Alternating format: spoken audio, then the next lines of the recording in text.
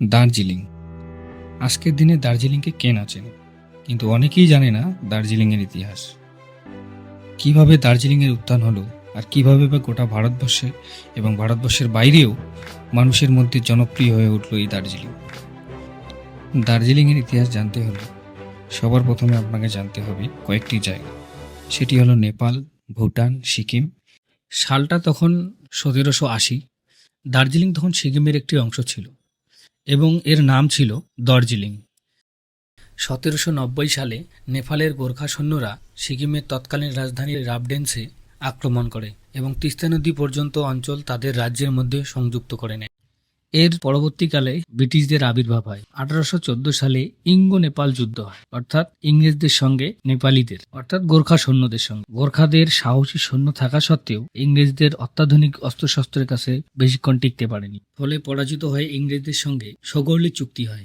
এই চুক্তির মাধ্যমে গোর্খারা যে সিকিমের তিস্তা নদী পর্যন্ত দখল করে নিয়েছিল তা ইংরেজদের দখলে চলে আসে। নেপালে একজন ব্রিটিশ প্রতিনিধি নিয়োগ করা হয়। ব্রিটিশরা গোর্খা সৈন্যদের নিজেদের সেনাবাহিনীতে নিয়োগ করতে শুরু করে, যেটা আজও আমরা ভারত ও ব্রিটেনের মধ্যে দেখতে পাই, যেটাকে আমরা গোর্খা রেজিমেন্ট বলে চিনি। এই চুক্তির কার্যকলাপ শুরু হয় 8ই মার্চ 1816।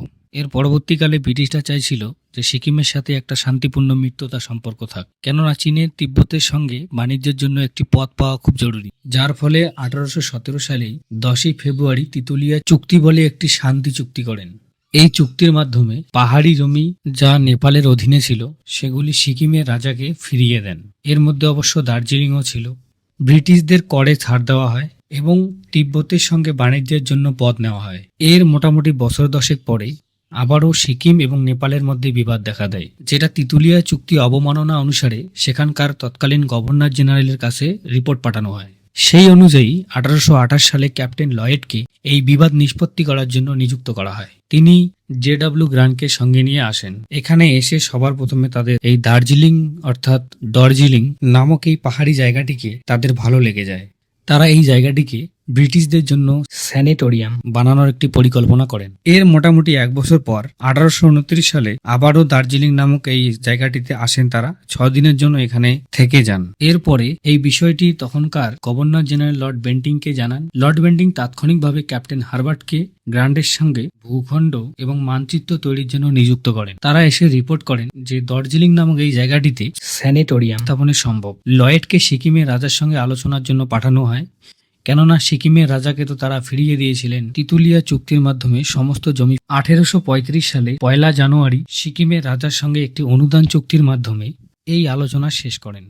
সিকিমের তৎকালীন পুট্টি রাজা ইস্ট ইন্ডিয়া কোম্পানির হাতে দার্জিলিং দিয়ে দেয়। এখানে আমি একটা কথা বলে রাখি, আজকের দিনে আমরা যে দার্জিলিং দেখি তার থেকে অনেক কম পরিমাণ জমি দেওয়া হয়েছিল। তবে কিভাবে দার্জিলিং এত বড় হলো সেটাও বলছি। ইস্ট ইন্ডিয়া কোম্পানি যে পরিমাণ জমি পেয়েছিল তা 138 বর্গ মাইল, যা প্রায় দৈর্ঘ্যে 30 মাইল এবং প্রস্থে 6 মাইল, যার মধ্যে দার্জিলিং, কার্শিয়াং শহরগুলি ছিল এবং পাংখাবাড়ির কাছে এসে শেষ হয়। এবং তার পরিবর্তে সিকিমের রাজা ইস্ট ইন্ডিয়া কোম্পানির কাছ থেকে উপহার স্বরূপ পেয়েছিল একটি দ্বিনলযুক্ত বন্দুক, একটি রাইফেল, একটি 20 গজ প্রশস্ত লাল কাপড় এবং 2 জোড়া শাল। তারপর 1841 সালে আবারও গভর্নর জেনারেলের কাছে এসে হাজির হন ক্ষতিপূরণের জন্য। তখন ক্ষতিপূরণ হিসাবে বার্ষিক 3000 টাকা ভাতা দেওয়া হয়। আবারও সেটা 1846 সালে বাড়িয়ে 6000 করা হয়।